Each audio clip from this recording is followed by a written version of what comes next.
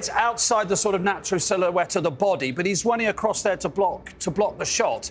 He is sprinting. He's in a runner's motion. To some extent, is he not? To some extent, he is. And so where we're going to talk about is it justifiable within the context of this play? He's moving, his right arm is up, but as soon as the ball is struck, he starts to rotate and turn his body.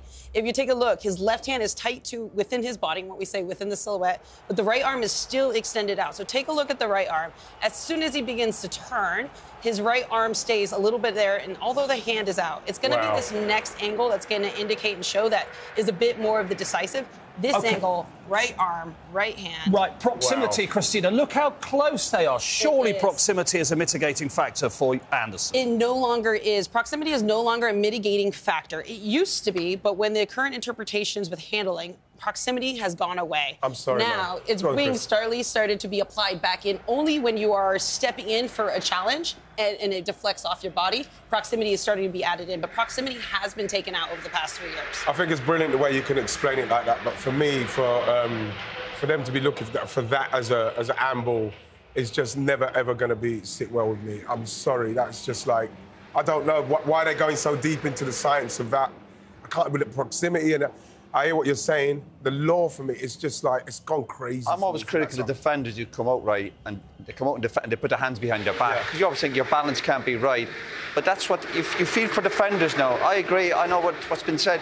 I can't see that as a penalty. I just can't. The defenders, what else does every defender have to put their arms behind their back? Yeah. Then you're losing that balance in case. Yeah, but the player then might maybe players might dribble at you and you're off balance. But you just feel for defenders now. Yeah. That's not the game we grew up loving, these type of decisions. I think if that wasn't given in the penalty, I don't think everyone tonight or tomorrow morning would be going, well, you know, what a poor decision. Yeah. It's crazy. And you're obviously a Premier League manager. And it's slightly awkward because we've got English referees and English VARs and Michael Oliver making this decision. What's your reaction to that being a penalty? Well, that's the issue. Michael Oliver is not making this decision. Exactly. And that's been my issue all along. He went to the screen, but he could have said no penalty. But he saw the action. He deemed that it wasn't necessary to be a penalty. That's my problem. If I hear one more person saying that they're not re-refereeing a game, I will blow up. Seriously, because that's exactly what they do. OK? That is not why... I don't think that is why we brought in technology for that decision.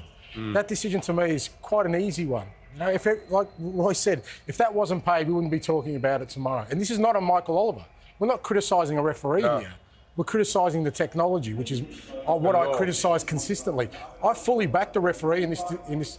If he didn't pay that, if he did pay that, we'd be saying, OK, he saw it that way. But technology is supposed to be definitive. And I do want to clarify that point with, what Ange just said, is that this is a clinical clip that is put in front of all FIFA officials and those saying, we want this to be handling offence. So Michael Oliver cannot go to that monitor and say, I refuse to take that recommendation, because this has been issued by FIFA as what he needs to take for consistency across the world. So to your point, it needs to go back into IFAB. And the question is, what does football expect? And that doesn't come down to the referees. We are told how to interpret and apply. It goes back to IFAB as saying, what does football expect? So it's down to FIFA, not the referees, is essentially what it comes down to IFAB, correct? And then FIFA does the interpretation. Because I think before VAR was brought in, I don't think there's a single person in world football, whether they played international football, whether they're a top Premier League manager, whether they played in the park like me and 99.99% of the people watching, who would say that's a penalty. Until VAR, would you agree with me? I don't think there's anybody in any level of the game who'd say, oh, that's a penalty. So how come we've got so far away from what professional football people feel, the rest of us who love football and play football feel, and what IFAB feel?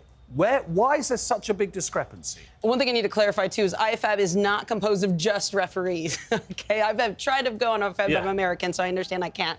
But IFAB is by the United Kingdom. Those are individuals who sit on it, and it includes those different representatives that are leaders of clubs, managers, some FIFA representation. Those are the individuals who have taken and gone through analysis and have talked to high-level football experts, both players as well as managers, and have said, this is where we want this game to be. However, I do note and say that whenever there are big plays that impact a European tournament, law does start to change and interpretation starts to change. So I actually do think that the voices here matter in changing what interpretation. Because Ange is absolutely right, and he's the Premier League manager. They are re-refereeing microscopic moments, whatever they say. And there is Exhibit 1.